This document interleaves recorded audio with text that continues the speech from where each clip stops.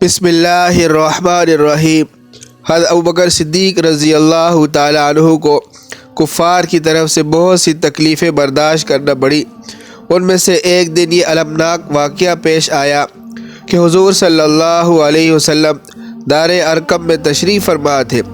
اس وقت حضرت ابوبکر صدیق رضی اللہ تعالیٰ عنہ بار بار حضور صلی اللہ علیہ وسلم سے اصرار کرنے لگے کہ یا رسول اللہ صلی اللہ علیہ وسلم، کفار اپنے باطل معبودوں کی عبادت کھلم کھلا کرتے ہیں اور ان کی باتیں برسر عام پھیلاتے ہیں، اور ہم حق پر ہونے کے باوجود کیوں خاموش ہیں؟ ہمیں چاہیے کہ ہم بھی اپنے اسلام کو برسر عام اعلان کر دیں۔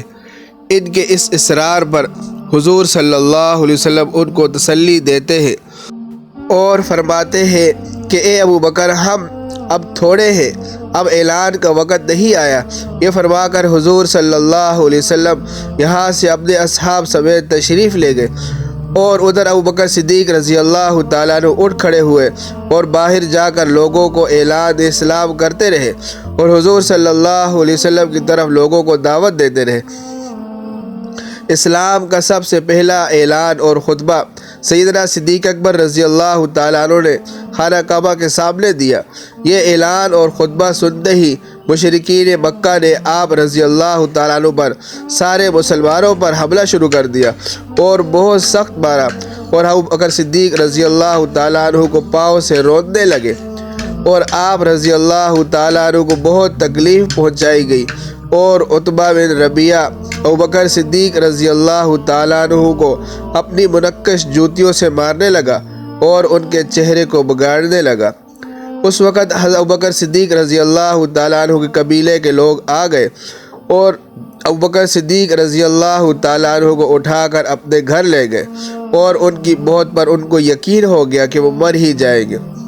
اس کے بعد وہ لوگ مسجد حرام میں واپس آئے اور اعلان شروع کر دیا کہ اگر ابوبکر رضی اللہ تعالیٰ عنہ کا انتقال ہو جائے تو ضرور بے ضرور ہم تمہارے سردار عتبہ بن ربیعہ کو قتل کریں گے۔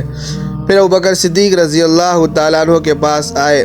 آپ رضی اللہ تعالیٰ عنہ بے ہوش تھے حتیٰ کہ دن کا آخری حصہ آیا۔ اس کے بعد کلام کرنا شروع کیا، اور ہوش سنبھالتے ہی جو بات زبان سے نکلی وہ یہ تھی کہ حضور صلی اللہ علیہ وسلم کا کیا حال ہے۔ یہ سن کر لوگ آپ رضی اللہ تعالیٰ عنہ کو ملامت کرنے لگے، اور ابوبکر صدیق رضی اللہ تعالیٰ عنہ اپنی بات پر اڑے رہے کہ حضور صلی اللہ علیہ وسلم کا کیا حال ہے۔ یہی بات دہراتے رہے، یہاں تک کہ ان کی والدہ فرمانے لگی کہ حضور صلی اللہ علیہ وسلم کے بارے میں ہمیں کوئی پتہ نہیں۔ یہ سن کر صدیق اکبر رضی اللہ تعالیٰ عنہ نے فرمایا کہ تم ام جمیل کے پاس جاؤ اور ان سے پتہ کرو کہ حضور صلی اللہ علیہ وسلم اس وقت کہاں ہے۔ چنانچہ ان کی والدہ ام جمیل کے پاس گئی اور پوچھا کہ اے ام جمیل، تم محمد بن عبداللہ کو جانتی ہو؟ وہ کہاں ہے؟ اس نے جواب دیا کہ میں محمد صلی اللہ علیہ وسلم بن عبداللہ کو جانتی ہوں اور نہ ابوبکر کو جانتی ہوں۔ اس کے بعد ام جمیل نے کہا، کیا میں تمہارے ساتھ اس کو دیکھنے کے لیے چلوں؟ والدہ نے فرمایا کہ ہاں، اور وہ سیدھا ابوبکر رضی اللہ تعالیٰ عنہ کے پاس گئی۔ ابوبکر رضی اللہ تعالیٰ عنہ کی حالت دیکھ کر اس نے چیخ ماری اور کہنے لگی، بے شک کہ قوم نے تیرے ساتھ بہت برا برتاؤ کیا، میں امید رکھتی ہوں کہ اللہ اس قوم سے تیرا بدلہ لے گا۔ ابوبکر رضی اللہ تعالیٰ عنہ نے ام جمیل کو فرمایا کہ تم بتاؤ کہ حضور صلی اللہ علیہ وسلم کا کیا حال ہے۔ اس نے کہا کہ یہ تیری والدہ بیٹھی ہوئی ہے۔ ابوبکر رضی اللہ تعالیٰ عنہ نے فرمایا کہ میری والدہ آپ کا راز کسی کے سامنے نہیں کھولیں گی۔ یہ سن کر ام جمیل نے حضور صلی اللہ علیہ وسلم کی حالت کے بارے میں بتایا کہ وہ بالکل ٹھیک ٹھاک ہیں، اور اس وقت حضور صلی اللہ علیہ وسلم دار ارقم میں صحیح سالم موجود ہیں۔ یہ سن کر ابوبکر صدیق رضی اللہ تعالیٰ عنہ نے فرمایا، اس وقت تک کچھ نہ کھاؤں گا اور نہ کچھ پیوں گا جب تک حضور صلی اللہ علیہ وسلم کی خدمت میں حاضر نہ ہو جاؤں۔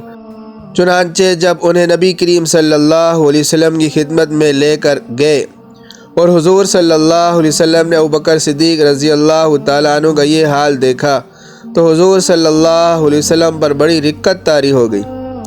اس کے بعد ابوبکر رضی اللہ تعالیٰ عنہ نے فرمایا کہ یا رسول اللہ صلی اللہ علیہ وسلم، میرے ماں باپ آپ پر قربان ہو۔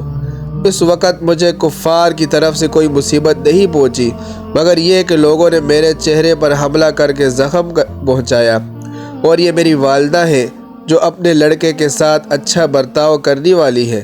آپ صلی اللہ علیہ وسلم دعا فرمائے کہ اللہ تعالیٰ ان کو جہنم کی آگ سے نجات عطا فرمائے۔ فوراً حضور صلی اللہ علیہ وسلم نے ان کی والدہ کے لیے دعا فرما دی اور ساتھ ساتھ ان کو اسلام کی دعوت دی، پس وہ اسی وقت مسلمان ہو گئی۔ تبارك الذي نزل الفرقان على عبده ليكون للعالمين نذيرا